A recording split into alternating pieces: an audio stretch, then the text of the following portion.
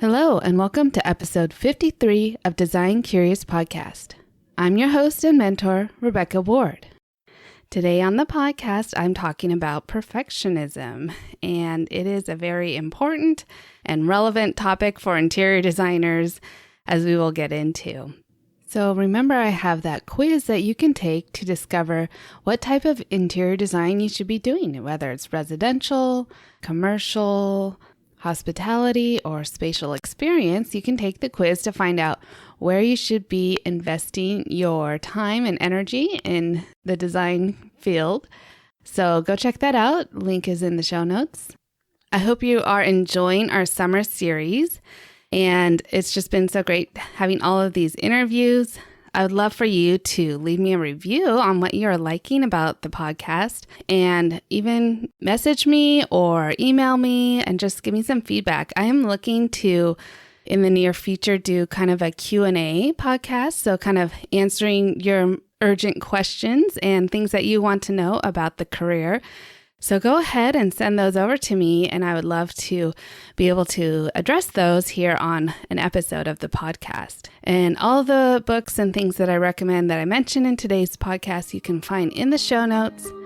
Okay, let's talk about perfectionism.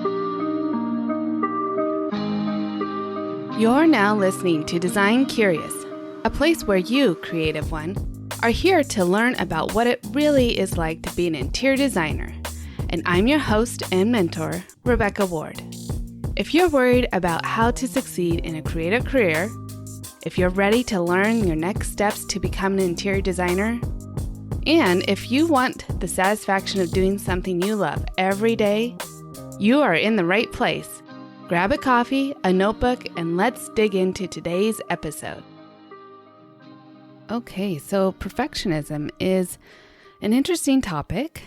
In general, it is, I feel, currently in all of the readings and podcasts and stuff that I listen to, perfectionism is definitely a negative quality, I would say, that is coming to light because of reasons that we'll go into in this episode.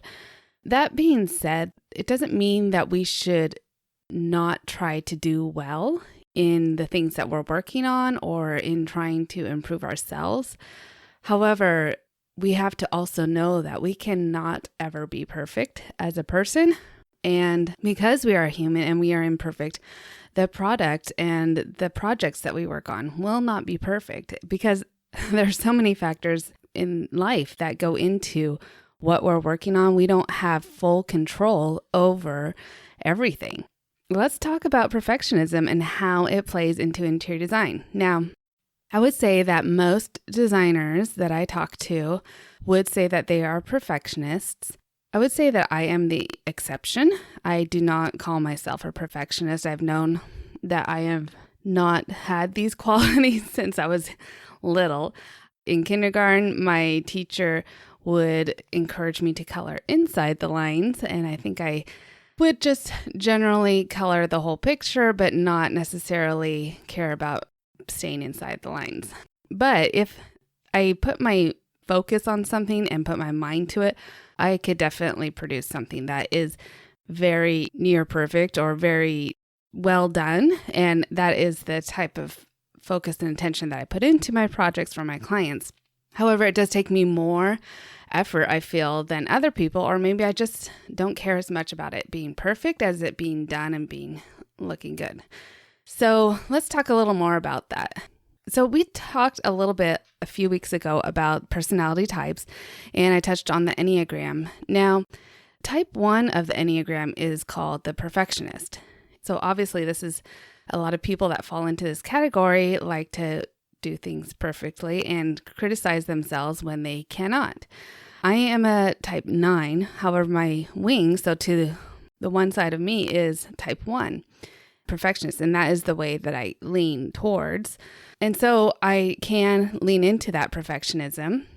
Hopefully I do it in a way that is in the positive aspect of like pulling myself up to do something better and not necessarily criticizing myself when it is not perfect. I feel like I don't fall into that category.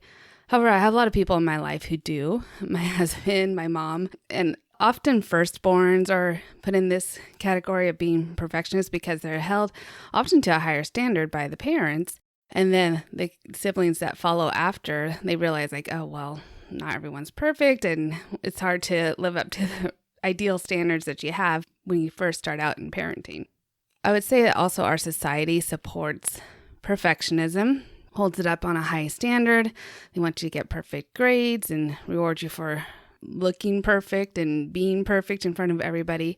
And that's just detrimental to actually being authentic and being yourself and celebrating who we are and all of our imperfections and celebrating our personalities and the different strengths that we have. And not everybody is good at focusing on the details. I know that I am not. So that's when I go to hire, I hire people who are good at focusing on the details because that's one of my weaker points. And so that's one of the reasons why I love collaborating as well, is because I know that I have weaknesses and other people have strengths in those areas. And then we can work together and create a much better product that way. Another thought that I have about designers being perfectionists and that holding them back is, so designers are typically perfectionists. They want to produce the best design. And oftentimes you'll hear that the holdup is that they are so worried about making sure the design is perfect that they spend forever and ever and hours that they don't feel that they can bill for trying to perfect the design and get it the best it can be. And then it's not getting done. It's not getting released to the client. It's not getting put into action, and it's not helping the client. It's definitely holding them back from producing product by focusing on the perfectionism and reiterating until they've redesigned this project 5 or 10 times. And maybe the first 1 or 2 was going to be really good for the client. And they didn't need to spend all of this time and effort into reiterating the project 8 more times. So this is an area that I definitely encourage people who are coming through my design mentor and things like that, is to do your best work, come up with a project, and then let it go, release it, and let the client give feedback, and they might find a spot where you forgot to, dot an I across a T, and that's okay because you're not perfect, and they know that you're not perfect, and you kind of don't even want to set the expectation that's going to be 100% perfect. Putting on a design project and executing it and project management is really similar to putting on a wedding. There is guaranteed something is going to go wrong. And so you're going to have to just roll with the punches and accept that this is not going to be perfect, but we're going to make it right and we're going to make it good. Every single project I've done, there's always something that didn't go perfectly, but we usually can fix it and work on it until it gets to a point that is acceptable, is livable, that we like it, we love it. It just might not be exactly perfect. That's one of the beauties of life. Sometimes those imperfections give it character, right? My husband's reading a book called Discipline is Destiny. It looks really interesting and I might pick it up later. But he was commenting to me as he's going through it because he's really calling out that his perfectionism gets in the way of him completing his personal projects or work projects. He told me that a line in there says that not finishing something is worse than not being perfect.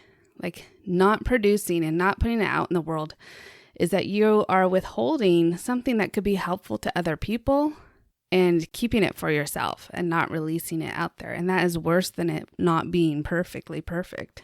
Currently, I'm reading a book called The Gifts of Imperfection, Brené Brown. Actually, my whole team is. We're going through it together as a fun book club that we do. And I haven't finished it yet, but it's definitely very good. I highly recommend it. It's going to be on my book list. And one of the things in there that she talks about is that our society definitely connotates shame around the notion of not being perfect and that your value and worth is less if you are not perfect. And so she kind of unpacks that and really goes into how to be vulnerable and how to be authentic and not care or worry if people discover that you're not perfect. Oh my goodness, how could that be? So really lighten up, people, is what she's saying. Like just be yourself, be your imperfect self, show that to the world. Be vulnerable. It's just so hard to be vulnerable. And she has a lot of great books on being vulnerable. So check out Brené Brown for that. But you don't want to hold perfectionism as a badge of honor.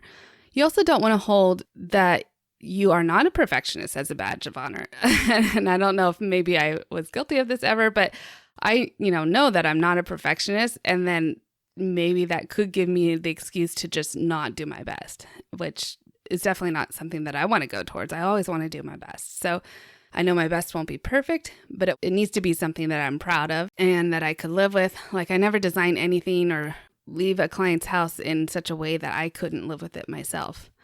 So I think that is something to definitely keep in mind. Perfectionism is not a badge of honor. A lot of societies and cultures in the past have really upheld perfectionism, but I'm glad whenever I see this shift in our culture, this discussion in our culture, that perfectionism is actually holding you back your gift to the world.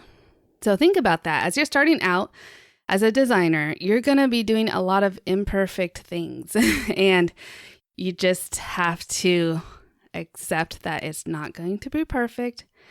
Everything that you discover that is imperfect is a learning opportunity. And that's kind of like when I told you that I have this living document. Yeah, I was talking with James Bartol that I have this document in my office that I continually update and says lessons learned. So every time I come across this imperfect part of a project, I can write it down what it is, how I've learned to not repeat that mistake, and then learn from it and go on and produce a better product at the next project and not repeat my mistakes. So I know this is a tough topic and nobody likes to be vulnerable. Nobody likes to accept that they're not perfect, but this is a truth in life. And so I hope that you got some encouragement and benefit from just not holding back. Take that risk to be vulnerable. And I do think that if you're going to go into business for yourself, you have to take a lot of risk. Risk takers, I don't think can be 100% perfectionists. You have to be willing to take the risk that it's not going to be perfect, that you might fail. And so if you're thinking about being an entrepreneur, then just think about the fact that it is a big risky thing and you're not going to be perfect doing it, even when you get help. It's just a lot of it is learning by experience. Every situation is different, but you just understand that it's worth the effort and worth the time and worth the risk when you want to have your own business. And of course, if you don't want to take that risk, then you can always work for someone else and learn from them and then still produce a good product for that person that is not going to be perfect, but it's going to be your best. Okay, that's enough on perfectionism.